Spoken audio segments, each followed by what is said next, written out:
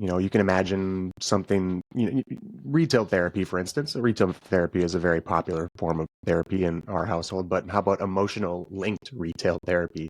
Imagine you're walking down the street and you start thinking about needing a new outfit for an event that's coming up, and immediately your immersive neural interface, your brain computer picks up this emotion or this thought instantly and syncs with nearby digital billboards or displays. And then using AI algorithms can analyze your past purchases, your existing style preferences, your social media activity, your emotions in the moment. It can automatically curate tailored suggestions.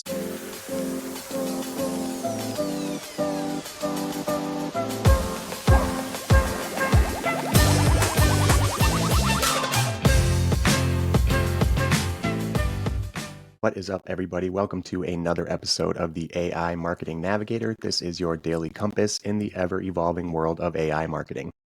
Okay, navigators, today we are continuing our Marketing Futurism series, and we will be treating you to an extra short episode again today, but hopefully all the more entertaining, because today we're going to be talking about the potential wild future world of possibilities with AI marketing, specifically with immersive neural interfaces, INIs. This is the concept or the idea where artificial intelligence, AI, interfaces with the human brain in a BCI, a brain-computer interface. Sorry, throwing a lot of letters at you today. Essentially, this is hypothetical technology, which isn't so hypothetical anymore with companies like Neuralink, but it would, tap into the neural signals of your brain and allow technology, specifically the AI powering our future marketing efforts, to basically align our advertising or our content or our efforts directly with our consumers or prospects' individual thoughts, emotions, and desires, with consent, of course. If you think cookie consent and GDPR are strict and controversial and important, wait till you have to get consent to read somebody's mind.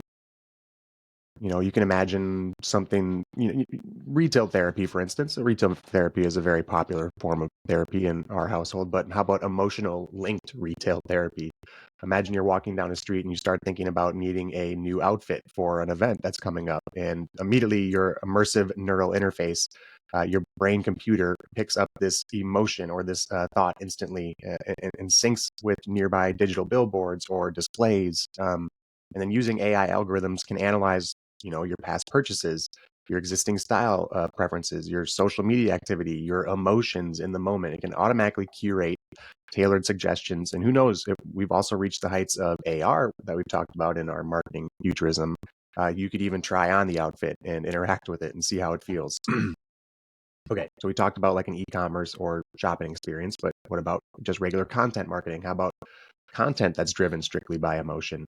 Imagine you're streaming your favorite show or streaming a classic on Disney or the new Inside Out 2, which is still on my list. We got to watch that. And your neural interface starts to pick up that you're feeling stressed or anxious, and it decides that in the next ad break, it's going to show you ads for calming products, maybe a new meditation app or an ad for a vacation getaway. On the other hand, if it senses that you're excited and looking for something fun to do this weekend, maybe it shows you ads for tickets to sporting events or concerts, maybe an entirely virtual concert, which we talked about in recent marketing futurism episodes as well. Now we can really get sci-fi with it, and let's say our neural interface or our future neural links are so advanced that it can actually project images into our brains, where essentially we don't even need whether it's the Orion glasses or the Apple Vision Pro or the Snap spectacles. We don't really need a device anymore to engage with a virtual world or an augmented reality. In this future, our brain-computer interface is so advanced that it can actually control our neural signals and essentially have our brain believe that it's in a virtual showroom or a product showcase where it can browse products. No clunky glasses required.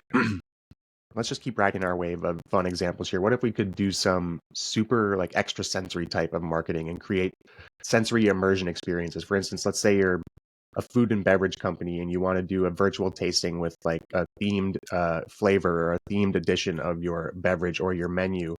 You could have a virtual tasting event where users from their living room or wherever they might be can experience like taste sensations or aroma sensations, little samples of your food or beverage offerings without even having to leave their couch. They could taste sample flavors. Again, try out the new beverages. What if we don't even have to actually eat the food or the drink and we can just get all the taste and sensation goodness without all the pesky calories or something? Okay, and here's one more crazy thought to wrap up our marketing futurism exercise today. What if you could implement or put on a shared neural experience? For instance, maybe you are a sportswear brand or something, a sporting goods brand, and you decide to host virtual marathons where everybody's neural interfaces could literally synchronize and sync up, and it would experience, or it would create an experience of shared competition and running. You would likely need to be probably on a treadmill or some sort of track of a future invention. I mean, we already have seen those for virtual reality and stuff,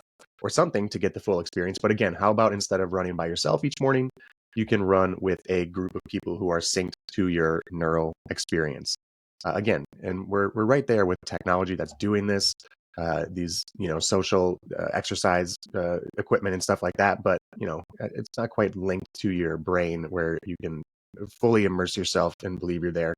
And again, I'll leave it up to you if you're gonna be in line for Neuralink in the future or not. But we're talking about a hypothetical future here where all of our prospects and everybody's like, hey, let's just take the leap and let's put the chips in our brains. Let's do it. Okay, anyway, that does it for today's episode. If you enjoyed the show or found it useful in any way, please do me a favor and follow on Spotify or subscribe on your podcast platform of choice. A review on top of that would be even more appreciated and is so super helpful to the show. So until next time, and as always, thanks for joining me, and remember to stay curious, stay consistent, and keep navigating forward. Bye.